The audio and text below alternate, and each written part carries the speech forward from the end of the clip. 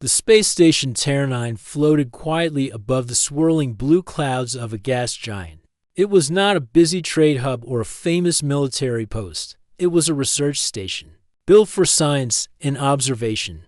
Its walls were old but strong, and the hum of machines filled every hallway. Life here followed a slow and steady rhythm, and most days passed without anything surprising happening. Miran worked as a maintenance technician on the station. His job was not exciting, but it was important. He checked air filters, repaired lights, and kept the power systems running. The work was simple, but Miran liked it. He was a calm person who did not rush, and he believed every small repair mattered. He often walked the long metal corridors alone, listening to the faint vibration of the station under his boots. Terra 9 had many different species living and working together. Humans were only one of them. There were tall insect-like Varelans, short and round Morkans, and the graceful silver-skinned Saurians. Even though the station was shared, most people stayed close to their own kind. The mess hall was divided into separate areas, and the crew's conversations often stayed within their own languages. It was not unfriendly, but it was distant. One day, the station prepared for a small but important visit. A diplomatic ship was arriving, carrying representatives from the peaceful Zayari people. The Zayari were known for their gentle nature and their skill in understanding complex star maps. They rarely traveled far from their home system, so their arrival was something special. The docking bay was clean and polished. Flags and symbols of both the station and the Zayari were displayed. Crew members stood ready to welcome the visitors. Miran was not part of the official greeting team, but he had been sent to check the docking bay's power systems one last time. He moved along the edge of the large open space, his eyes on the readings of his handheld scanner. The Zayari ship arrived exactly on time. It was small and shaped like a silver teardrop. The ship slid smoothly into the docking locks, and the airlocks hissed as they connected. The doors opened, and the Zayari delegation stepped out. They wore long white robes with fine blue patterns, and their skin had a faint green glow in the bright station lights. Among the visitors was a young girl. She was small, with pale green skin and large, bright eyes that seemed to take in everything. At once, her name was Ari. She walked close to an older Zayari, who was likely her guardian. But her head turned in every direction. She was curious about everything: the tall ceiling, the wide metal floor, the strange mix of creatures walking around. Miran noticed her as he passed. She looked different from the other Zayari, not just because of her smaller size, but because of her expression. Most of the Zayari delegation moved in a calm, formal way. But Ari's steps were quick, her eyes full of wonder. The station's commander began the formal greetings. Words of peace and friendship were exchanged, and translators repeated them in the different languages, while the adults spoke. Ari shifted her weight from foot to foot. She kept glancing at a side corridor leading away from the docking bay. Her guardian was busy speaking to the commander and did not notice when Ari slowly stepped away. She moved quietly, almost playfully, toward the corridor. Miran was still checking his power readings when he noticed her small figure walking toward the restricted area. He thought about saying something, but the commander's voice was loud, and he was sure her guardian would call her back soon. Ari kept walking. The corridor she entered was less bright and less busy. It led toward a cargo area where large machines stored supplies for the station. The hum of the air systems was louder here, and the walls were lined with tall containers. She walked a little further, her eyes catching on every new sight: a blinking control panel, a rolling service cart, the wide doors to the cargo lifts. She did not see the warning sign in the human language, and she did not know that this part of the station was off limits to visitors without a guide. Miran finished his scan and looked back toward the corridor. Ari was gone. He frowned, glancing toward her guardian, but the man was still deep in conversation. Miran took a step toward the corridor, thinking he should make sure she had not gone too far. The station was peaceful most of the time, but the cargo areas had moving machinery, and it was easy for someone unfamiliar to get lost. As he walked down the corridor, the light grew dimmer, and the steady hum of the station seemed louder. The smell of metal and lubricant hung in the air. Miran's boots echoed against the floor. He reached the first turn and glanced around. He saw no one. Then, from deeper inside the cargo section, he thought he heard a faint sound. It was not clear at first, just a high tone carried by the air.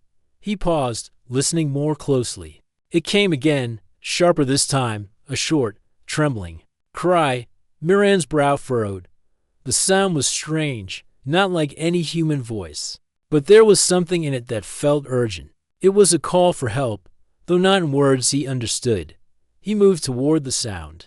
The corridor narrowed, and the walls here were lined with stacked cargo crates. Somewhere beyond them, the noise came again, louder now, and unmistakably distressed. Miran's pace quickened. He turned another corner, and his eyes scanned the space ahead. He saw movement, a small figure, pale green skin, crouched against a wall. Ari. Her large eyes were wide, and her hands were pressed to her ears. She was looking at something down the hallway, something that moved with slow, heavy steps. Miran followed her gaze. There, in the middle of the path, a cargo loader bot stood. Its frame was tall and blocky, with two heavy lifting arms normally. It was harmless, but its sensor lights were flickering red, and it seemed to be turning in confused circles. It had not been programmed to recognize the Zayari form, and to its sensors, Ari might appear as an unknown object blocking its way. The bot took a step forward, its metal feet clanging against the floor. Ari pressed herself further against the wall, her voice breaking into another cry. The same sound that had drawn Miran here. Miran's mind sharpened. The rest of the station might not understand that cry, but he did not need a translator to know what it meant. The sound of Ari's frightened voice echoed faintly through the metallic corridor. It carried a strange tone, unlike any human language, yet it had a meaning that reached beyond words. It was the sound of someone small, lost, and afraid. Miran stepped forward slowly. His eyes stayed on the cargo loader bot, which shifted its weight from one side to the other. Its head-like sensor unit twitched, scanning the area with red flickers. It gave a short mechanical whine, as if it was unsure what to do next. Ari's wide eyes locked on Miran. She seemed both relieved and uncertain. She did not know him, and yet his sudden appearance made her stop trembling for a moment. Her hands stayed close to her face, ready to shield herself from the bot's next movement. The loader bot took a heavy step toward her. Its left arm, meant for lifting containers, shifted upward slightly, blocking her escape route. It wasn't aggressive in the way a living creature might be, but its movements were dangerous for someone so small. Miran raised his hand in a slow, steady gesture. He didn't have a translator on him, but he hoped she would understand the meaning. Stay still. Stay calm. He knew the station's maintenance systems well. This loader bot was a simple machine, following basic orders. If it was acting strangely, it was probably due to a sensor error or a damaged program. Still, until it was stopped, Ari could not get past it without risk. Behind Miran, the docking bay was still busy with the welcome ceremony. The sound of voices and clinking equipment was faint but steady. No one else seemed to have noticed that the young visitor had disappeared. Ari's voice came again, softer this time, but still trembling. She said something in her own language, the words carrying a mix of fear and question. Miran took another step toward her, moving so he was in the loader bot's line of sight. The bot's red sensor lights shifted from Ari to him. It scanned him for a moment, then made a low humming sound. Its feet clanged again as it adjusted position, now turning slightly toward Miran. This was better. If he could get the bot's attention fully on him, Ari could slip away. But he had to make sure she knew what to do. He pointed toward a small ladder on the side wall, a service access leading to the upper maintenance walkway. He made a climbing gesture with his hands, then pointed at her. Ari blinked, her head tilting slightly. She didn't move yet, still unsure if she understood his meaning. Miran glanced at the loader bot. It had taken another step toward him, and his left arm moved slowly in his direction. He clapped his hands once, sharply. The sound made the bot pause, its sensor lights flickering. He took advantage of the pause. In a calm, low voice, he said, Go. Up there. His voice was steady, even if she didn't understand the words. Ari's eyes shifted toward the ladder. She seemed to realize what he wanted her to do. Her small hands dropped from her face, and she moved carefully along the wall toward it. The bot turned its head slightly, sensing movement, but Miran quickly stepped sideways, waving his arms to keep its focus on him. "That's right," he muttered, though it wasn't for the bot's benefit. "Look at me, not her." Ari reached the ladder and began to climb. Her movements were quick and light. She reached the walkway above and crouched down, peering over the edge to watch. Miran kept his eyes on the LunarBot. Now that Ari was safe from its immediate reach, he could think more clearly. He needed to get it to stop or at least move it. Back into the main cargo space, the bot gave a short burst of static-like sound, then took a step forward. Miran stepped back, keeping the distance between them the same. He didn't want it getting too close. His mind worked quickly. There was a control panel for the cargo section not far from here. If he could lead the bot toward it, he could shut it down or put it into standby mode. But to do that, he needed to keep it following him. From above, Ari watched silently. Her eyes were wide, but she seemed calmer now, knowing Miran was between her and the machine. The LunarBot took another step, then stopped, its sensor lights flickering from red to yellow. It made a scanning motion, turning its head in a small arc. Miran moved back another step. "Come on," he said quietly. "Just follow." He took a slow step toward the direction of the control panel. The bot turned to match his movement. It seemed curious now, as much as a machine could be. Behind them, Ari stayed crouched, watching everything. She had stopped making any sound, as if she knew staying quiet would help. The corridor ahead opened into a wider space. The main cargo bay. This was where the heavy lifts operated, and it was also where the main control console stood against the wall. Miran knew if he could get there, he could override the bot's commands. He stepped into the bay, his eyes flicking toward the console. It wasn't far, maybe 10 steps. The bot followed, its feet echoing on the metal floor. Ari remained in the upper walkway, looking down from above. Her small hands gripped the railing tightly as Miran approached the console. The LunarBot stopped suddenly. Its head turned toward a nearby stack of cargo containers. The movement was random, but it gave Miran the moment he needed. He reached the console and pressed the activation key.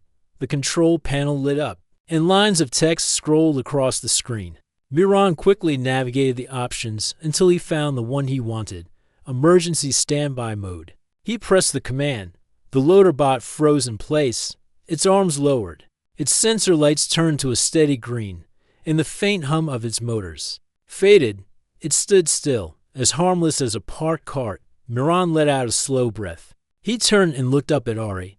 She was still gripping the railing, but now her eyes had softened. She tilted her head slightly, as if to ask if it was over. He gave her a small nod.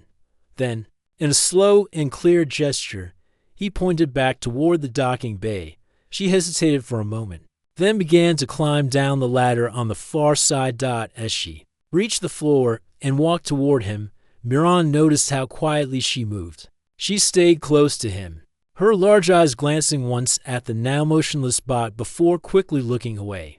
The station's noises returned to his ears, the distant hum of engines, the faint voices from the docking bay. It seemed the rest of the crew still had no idea what had happened here. Together, they began walking back toward the brighter corridor. Ari stayed just a step behind him, her small footsteps quick to match his pace. Miran didn't know if she would be in trouble for wandering off, but for now, she was safe, and that was enough. The bright lights of the main corridor welcomed them back from the dim cargo section. Ari stayed close to Miran, almost hiding behind his arm as they walked. She kept glancing back at the way they had come, as if half expecting the LunarBot to follow. Miran glanced down at her and gave a small, calm nod. "It's all right now," he said softly, though he knew she probably couldn't understand the words. Still, the steady tone seemed to comfort her. They reached the edge of the docking bay where the Zayari visitors were still speaking with the station's commander. The air was filled with the sound of formal greetings and quiet applause from the crew who were present. No one appeared to have noticed Ari's absence. Her guardian, an older Zayari man with calm silver eyes, finally spotted her. His expression shifted quickly from polite composure to surprise, and then relief. He stepped forward, speaking in his own language, his voice firm but not unkind. Ari lowered her head slightly, listening to his words. Miran stayed silent. He was not here to explain her wandering. That was between her and her guardian. But he knew the truth. If he had not heard her cry, things might have gone very differently. The guardian placed a gentle hand on Ari's shoulder, then looked at Miran. His gaze lingered for a moment as if measuring him. The older Zayari gave a small, respectful nod. No translator was needed to understand that gesture. The formal welcome continued. Miran stepped back to return to his work, but his mind stayed on what had just happened. The moment Ari had screamed, he had felt something deep and immediate, a pull to act, without thinking about risk or rules. He had not stopped to consider if the sound was truly dangerous or if someone else might respond. He had simply gone. It was not the first time this had happened in his life, even as a child. Miran had often stepped in when someone was in trouble, whether it was pulling a neighbor's child away from a busy street or catching a falling crate in the market before it could hit someone. It wasn't about being brave or heroic. It was simply what felt natural. He returned to the maintenance panel he had been working on earlier, running a quick systems check. The docking bay lights glowed evenly, the power readings were stable, and the hum of the station was steady. But his focus kept drifting back to Ari. She was now standing near her guardian, but her eyes kept finding him in the crowd. Each time she saw him, she gave a small, almost shy smile. It was different from the bright curiosity she had shown earlier. Now there was gratitude in it. The ceremony ended after a short while. The Zayari delegation was escorted toward the guests' quarters on the station. Ari walked quietly beside her guardian, though her gaze still drifted around, taking in everything. Miran decided to follow at a distance, not to interfere, but to make sure she reached the guest area without slipping away again. It wasn't his job, but after what had happened, he felt a certain responsibility. The corridors toward the guests' quarters were wider and cleaner, lined with soft lighting and smooth walls. As they walked, Miran noticed how the Zayari moved in a slow, flowing manner, their steps almost like a gentle wave. Ari, however, still had a quicker pace, her head turning to glance at new sights. A row of potted station plants, a mural showing the gas giant below, a passing pair of tall insectoid Varelans clicking their mandibles in greeting. When they reached the guests' quarters, the guardian spoke briefly with the station's hospitality officer, a short Morican woman with a round, friendly face. The officer bowed slightly, then opened the door to the Zayari rooms. Ari stepped inside but turned once more toward the hallway. Her eyes found Miran again, and for a moment, they simply looked at each other. Then she raised her small hand and waved once. It was a small gesture, but it carried a warmth that made Miran smile. He returned the wave before she disappeared behind the closing door. Miran turned to leave, but he found the hospitality officer watching him with a curious expression. "Friend of the visitors?" she asked in her smooth, slightly musical voice. "Not exactly," Miran replied. "Just happened to be in the right place when one of them needed help." The officer tilted her head, her wide eyes narrowing in thought. "Ah, I see." She gave a small nod, but there was something in her look that suggested she wanted to know more.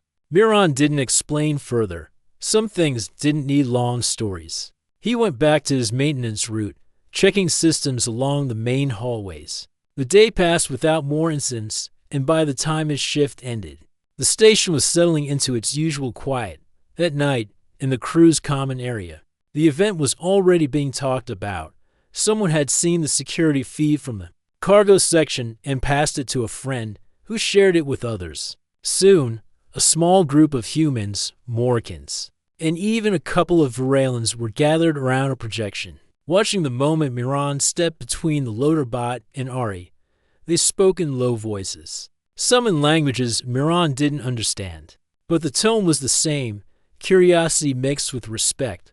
One of the engineers, a tall human named Bren, turned to him. Didn't even think twice. Did you? Miran shrugged. She was scared. That's enough reason. Bren grinned. That's the thing about you, Miran. Always jumping in when someone's in trouble. It's not something I think about, Miran replied simply. I just do it. The Varelen technician beside Bren clicked its mandibles softly, then spoke in careful comment. Many species. Wait, humans. Miran wasn't sure how to respond to that, so he just nodded. When he finally returned to his small crew cabin, he lay on his bunk and stared at the ceiling for a while. His body was tired from the day's work, but his mind stayed on the image of Ari's eyes when she first saw him in that dark corridor. She had been surrounded by strangers who didn't understand her voice, yet the sound had reached him. Maybe that was the strange thing about humans, that they didn't always need the right words to know someone was in trouble. He didn't know if he would see her again before the Zayari delegation left the station, but he had a feeling this was not the end of their brief connection. Somewhere deep inside, he sensed there was more to come. The next morning on Terra 9 began like any other. The hum of the station's systems was steady, and the faint blue light from the gas giant filtered through the observation panels. Crew members moved along the main corridors, starting their duties. For the day, Miran was already in the maintenance bay, checking a power relay. His hands moved automatically over the controls, but his mind was elsewhere. He kept thinking about the previous day, the dim corridor, the loader bots flickering, sensors, and Ari's frightened eyes. A soft sound behind him made him turn. Standing at the doorway was Ari. She was alone, but she seemed calmer than before. Her hands were clasped in front of her, and she tilted her head slightly, watching him work. Miran blinked in mild surprise. Hello, he said, his voice calm. He doubted she understood the word, but the greeting was meant as a sign of welcome. Ari stepped closer, her small feet making light taps on the floor. She stopped beside a low table where a few tools were neatly arranged. Her gaze moved over them with curiosity. She pointed to one of them, a small scanner, and looked at him with a questioning expression. Miran picked up the scanner and turned it on. The screen lit up, showing energy readings from the relay behind him. He crouched slightly so she could see better. She leaned forward, her eyes wide as she watched the numbers change when he pointed the scanner toward different panels. He smiled faintly. It just checks if things are working, he explained, though he knew she couldn't follow the words. Still, she seemed to understand the general idea from his tone and the way he demonstrated it. Ari then spoke in her own language, a soft, flowing set of sounds. Miran caught none of the meaning, but he recognized the tone. It was lighter now. Curious rather than afraid, she pointed toward the wall panel, then mimicked pressing buttons. He chuckled softly. No, not this one. This one's for trained crew only. He placed the scanner back on the table and tapped the edge of the panel. In a friendly way, she gave a small smile in return. The station's hospitality officer, the round-faced Marican woman from the day before, appeared at the doorway. Ah, there you are, she said to Ari in slow, careful words. It seemed she had learned a little of the Zayari language overnight. Your guardian was looking for you. Ari turned toward the officer, then back to Miran. She raised one hand in a small gesture. Not quite a wave, but something that seemed like it meant I will return. Then she followed the officer out. Miran watched them go, a faint smile still on his face. He returned to his work, but it was clear in his mind that Ari's curiosity was far from over. Later that day, he saw her again in the observation lounge. She was standing near the large window, staring out at the swirling clouds of the gas giant below. The light painted her pale green skin with a soft blue glow. He walked over quietly and stood a short distance away. It's something, isn't it? He said. She turned, tilting her head, and he pointed to the view. The planet, beautiful. She stepped closer to the glass, placing her hand against it. For a moment, they simply stood there, watching the slow dance of storms far below. Then she reached into a small pouch at her side and took out a thin, silver device. She tapped it. and a faint light appeared over its surface. It was a translator, older in design, but functional. She spoke into it, and after a short pause, it repeated her words in simple common language. "You came when I called," the device said in a clear, neutral tone. Miran glanced at her, surprised. "I heard you," he replied. She spoke again. Into the device. Others did not. He thought about that for a moment. Maybe they didn't know it was a call for help. She tilted her head. "You knew." Miran gave a small shrug. "It's something humans are good at. We listen for the feeling, not just the words." Ari seemed to think about this. She looked down at the translator, then back up at him. "Why?" the device asked after her next words. He leaned against the window frame. "Because if someone needs help, you help them. It doesn't matter who they are." Her eyes softened. She spoke again, but this time her voice was quieter. The device translated, "I was afraid." "I know," Miran said gently, "but you're safe now." They stood in silence for a few moments longer, the vast gas giant filling the view before them. Then the lounge door slid open, and her guardian stepped in. His eyes found Ari immediately. He approached, speaking quickly in their language. Ari answered calmly, then turned back to Miran. She lifted her translator once more and said, "Thank you." Miran nodded once, a small smile on his face. "You're welcome." Her guardian gave Miran a short nod of acknowledgement before guiding Ari away. As they left, Miran realized something. This short exchange had created a bridge between them. They didn't share a language completely, but they understood something important about each other. Back in the maintenance bay later, Miran thought about the question she had asked. Why? It was simple, but it stayed with him. Maybe it was something many other species didn't understand. To humans, helping was not a matter of calculation. It was a reflex. The rest of the day passed quietly, but Miran had the feeling this was not the last time Ari's curiosity or her questions would cross his path. The following day began quietly on Terra 9. The air was calm, the corridors were clean, and the hum of the station felt almost like background music. Crew members went about their usual routines, checking systems, transporting cargo, and reviewing research data.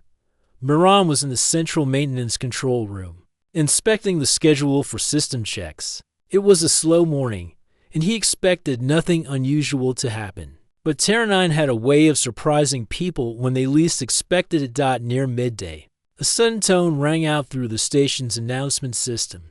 It wasn't the high-pitched alarm of danger, but a short, sharp signal that meant attention required. Crew members paused to listen. The voice of the operations officer followed. "All security and maintenance personnel report to the East Observation Wing. Mechanical failure reported. Please assist if nearby." Miran's eyes narrowed. The East Observation Wing was not far from the guest quarters, where the Zayari delegation was staying. He left his console and started moving quickly through the corridor. As he approached, he noticed more crew gathering near the entrance. The observation wing was a large open space with floor-to-ceiling glass panels, showing the endless stars. It was usually quiet here, a place for reflection, but now it was far from peaceful. Inside, a service drone hovered awkwardly in the air. It was one of the smaller cleaning models, meant to dust the observation panels and polish the floor. Something was wrong with its stabilizers. It spun slowly in place, its cleaning arm swinging unpredictably. In the middle of the room stood Ari. She had been looking at the stars, but when the drone malfunctioned, she had stepped back toward the glass. The problem was, her back was now only a step away from the panel's emergency shielding frame. If she stumbled, she could get caught between the drone and the wall. Several station crew members stood at the edge of the room, watching. Their faces were alert, but no one moved forward yet. The drone's motion was unpredictable, and they didn't want to risk getting struck by the spinning arms. Miran didn't stop to think. He stepped into the room, moving at a steady but quick pace toward Ari. His boots echoed on the polished floor, and the sound caught her attention. She turned, her eyes widening in recognition. The drone whirred and swung one cleaning arm in his direction. Miran timed his steps, moving in close when the arm swung away. He reached Ari's side and placed himself between her and the machine. "Stay behind me," he said firmly, his tone leaving no room for confusion. Ari's translator was not with her this time, but she understood from his movements and voice. She nodded and stepped back. Miran kept his eyes on the drone. He knew the small model well. It wasn't strong, but the spinning arms could bruise or knock someone off balance. Its stabilizer lights flickered red, showing a complete control. Failure. He waited for the right moment. When the drone turned slightly away, he moved forward and grabbed the side handle, a built-in grip used for maintenance. The drone's motors whined as it resisted, but Miran held firm, with one hand gripping the handle and the other reaching for the power switch. He flipped it down in a single motion. The whirring stopped instantly. The arms froze. The lights turned blue, and the machine settled into a still position. A short silence followed. Then the crew watching from the edge of the room began to murmur. Some of them stepped forward, checking Ari and the now harmless drone. Ari stepped around Miran and looked up at him. She said something in her own language, soft, but with a relieved tone. Even without the translator, he knew she was thanking him again. The station's commander arrived moments later, his uniform crisp and his expression sharp. "What happened here?" he asked. The operations officer explained quickly about the drone malfunction. The commander's eyes moved between the silent crew members, the powered-down drone, and Miran. "You acted fast," the commander said. No hesitation. Miran gave a small shrug. "She was too close. I didn't want her to get hurt." The commander nodded slowly. "Good work. We'll have the tech team inspect all the drones immediately." Word spread quickly. By the time Miran returned to the maintenance control room, the event was already being replayed on the security feed. Crew members from different species gathered around, watching the moment he stepped in front of Ari. Some of the non-human crew looked puzzled. For them, it was unusual to act before fully assessing the risk. They whispered quietly among themselves. Marican pilot finally spoke up. "It is strange," she said thoughtfully. "You move before knowing the outcome." "That's how humans are," Bren, the human engineer, replied with a grin. "We see someone in trouble, and we don't wait." The Varelian technician clicked. Its mandibles in thought. Many species first think, humans first act. Miran didn't respond to their comments. He wasn't trying to prove anything. He had simply done what felt right. Later that evening, while walking past the guest quarters, he saw Ari sitting near the door with her translator device. She looked up as he approached. "You came again," the translator said after she spoke. Miran smiled faintly. "Looks like you find trouble," he replied. Her eyes brightened in amusement, and she spoke again. "Trouble finds me," he chuckled. "Then I guess I'll have to keep watch." Ari's guardian stepped into the hallway, listening. Quietly, after a moment, he spoke in slow, careful comment. "In our culture, it is rare to act without knowing the end. You do not wait."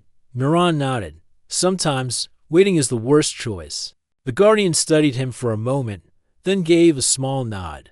Perhaps humans are different for this reason. As Miran walked away, he thought about those words. The events of the past 2 days were small compared to the great dangers of space. Yet they had already left an impression on the station's crew, and especially on Ari. And deep down, he knew something. This was leading to something bigger. The next morning on Terra 9 began with the usual rhythm, lights brightening in the corridors, crew exchanging short greetings, and systems humming quietly. But the calm didn't last. By mid-shift, an urgent announcement came over the intercom. "All senior engineering and science staff to command deck 2. This is a priority summons." Miran, still in the maintenance control room, exchanged a glance with Bren, the human engineer. "That's unusual," Bren muttered. "Command doesn't call this many people unless it's serious." They made their way to the command deck. Inside, a large display panel showed a rotating image of the station's outer communications array. The commander stood at the center of the room, flanked by officers from several species. "Here's the situation," the commander began. 3 hours ago, the station's long-range communication link went down. We've traced the fault to the main signal stabilizer outside the station. The stabilizer's alignment is off by 7 degrees, making long-distance transmissions impossible. A American officer raised a hand. Why not just send a drone to realign it? We tried, the commander replied. The stabilizer's rotation lock is jammed. It needs manual override. But there's another problem. It's located in a position where standard maintenance suits can't maintain grip. The panel surface is smooth, and the external thruster field from the nearby reactor creates unpredictable pushes. The room grew quiet. This was not a simple repair. One of the Varelen technicians spoke in a calm, clicking tone. In my assessment, the safest choice is to wait for a specialized repair vessel from the nearest outpost. Estimated arrival, 6 days? 6 days, the commander repeated flatly, during which we can't send or receive any long-range data. No status reports, no distress calls, no trade updates. Miran glanced at the display again. The stabilizer was shaped like a tall vertical fin, with control panels on its far side. He understood why the others hesitated. Any worker who drifted out of position would be pushed away by the reactor's thruster wash and would need to be pulled back by tether. It was a dangerous place to work. The discussion went on for several minutes, full of cautious voices suggesting delays or waiting for outside help. Finally, Bren leaned toward Miran. You're thinking of something, aren't you? Maybe, Miran replied, when the commander opened the floor for any final ideas. Miran stepped forward. I can fix it. Several heads turned. The American officer's brow ridges rose. You? Alone? I won't be alone, Miran said. Bren will be on the tiller control. But yes, I'll be the one outside. The Varelen technician clicked its mandibles sharply. You have no special gripping equipment. No species here can hold steady against those thruster pulses. Miran pointed at the stabilizer diagram. Not with standard boots, no. But I can build something that will hold. Give me a few hours. The commander studied him, explained. In human rock climbing, Miran began. We use anchor hooks. If the surface is smooth, we drill a temporary grip point. We have micro drill units on this station. I can create to secure holes in the panel frame, attach my harness to them, and use my own body to stabilize while working the override. It's not elegant, but it will work. There was a murmur in the room. For many species present, drilling into a station's exterior seemed reckless, but Miran's tone carried quiet certainty. The commander finally nodded. Very well. You have 3 hours to prepare. If your plan fails, we wait for the repair vessel in the maintenance bay. Miran worked quickly. He modified a standard tool belt, adding to compact micro drills and a set of anchor bolts from cargo storage. He also reinforced his tether connection points, a precaution in case the thruster field gave a stronger push than expected. Bren stayed nearby, running simulations on the tether control. You know, he said, most people here think you're crazy. Miran grinned slightly. Maybe. But crazy and possible are two different things. 3 hours later, Miran stood in the airlock, wearing his suit and helmet. The commander's voice came over the channel. We are watching from control. Proceed with caution. The outer hatch opened, and space spread out before him, endless. Black with distant stars, the massive curve of Terra 9 behind him. The stabilizer rose like a giant fin against the darkness. Miran moved hand over hand along the tether until he reached the smooth panel frame. The reactor's thruster wash hit him in pulses, each one a sudden invisible shove. He kept his body low against the surface, adjusting his boots with every push, drilling first anchor. He said into the comm, the micro drill word in his hand, sending tiny flecks of material into space. He fixed the first anchor bolt, clipped his harness, and tested the hold. Solid. He repeated the process for the second anchor, placing it slightly above his working position. Now secured at 2 points, he had enough stability to lean toward the control panel. The override panel's outer cover was locked in place. He used a multi-tool to release the latches, then exposed the internal switches. The alignment control was stuck, exactly as reported. Bren, slight tether tension. Miran said, Copy, tensioning, as Brent adjusted the tether from inside. Miran used both hands to force the alignment lever into place. It resisted for a moment, then gave way with a sharp metallic click. The stabilizer rotated slowly, its angle shifting until the control system's green indicator light appeared. Alignment restored. Miran reported that in the control deck, cheers broke out. The commander's voice came through calmly but with a note of approval. Well done, Miran. Return to airlock. Back inside, as the helmet seals released. Brent gave him a quick pat on the shoulder. You just saved the station 6 days of silence. Miran shrugged lightly. I just didn't like the idea of sitting around waiting. Word spread fast. Crew members from several species spoke quietly in the corridors, repeating the story. Some were impressed. Others were confused by the human willingness to take personal risks for speed's sake. That evening, as Miran passed the guests' quarters, Ari stood waiting. Her translator was active this time. You fixed the station, it said in her gentle voice. Just the stabilizer, he replied. She stepped closer. No one else would go. Why did you? He thought for a moment before answering. Because. Sometimes, waiting isn't the safe choice. Sometimes, doing nothing is worse. Ari's eyes studied him with quiet interest. You're different. Not only you, all humans. Her guardian appeared in the doorway, listening. It is a pattern, he said slowly. Your people act before the path is certain. This may be your strength, and your danger. Miran gave a small smile. Maybe both. And as he walked away, he had the distinct feeling that his actions today had done more than fix a piece of equipment. They had planted an idea, one that might matter far more in the days to come. Life on Terra 9 slowly returned to normal after the incident in the docking bay. But something had changed. The story of Miran and Ari had spread across the station. It started with the security crew, who had watched the entire event on the cameras. Then the engineers told it to the cargo workers. Soon, the traders passing through began to repeat it to others on different stations. Ari's guardian had been deeply grateful for Miran's help.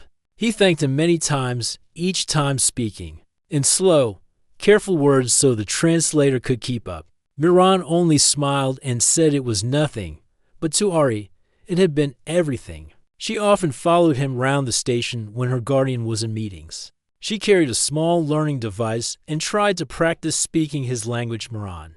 She said one day as they walked through the hydroponics garden, "You came when no one else did." Miran paused. The garden was warm and full of the scent of plants. Light from the artificial sun streamed down on them. He looked at her and said, "Because you needed me." His voice was calm, but the words carried weight.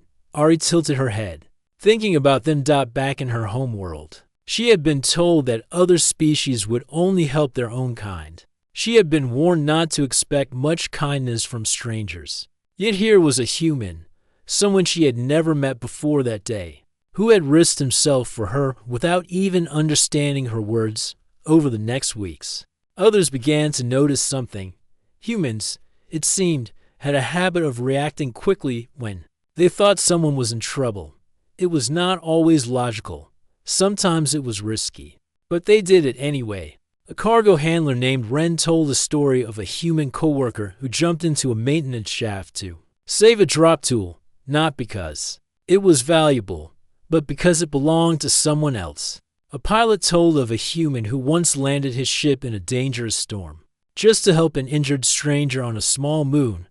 These tales began to mix with Miran's story, creating an idea in the minds of those who lived and worked on Terra 9. It was said quietly at first, then more openly. Humans were different. They had something inside them that made them run toward the sound of a cry instead of away from it. Ari's guardian noticed the change in her. She walked with more confidence. She spoke to other species without fear. When asked why, she simply said, "If I need help, someone will hear me."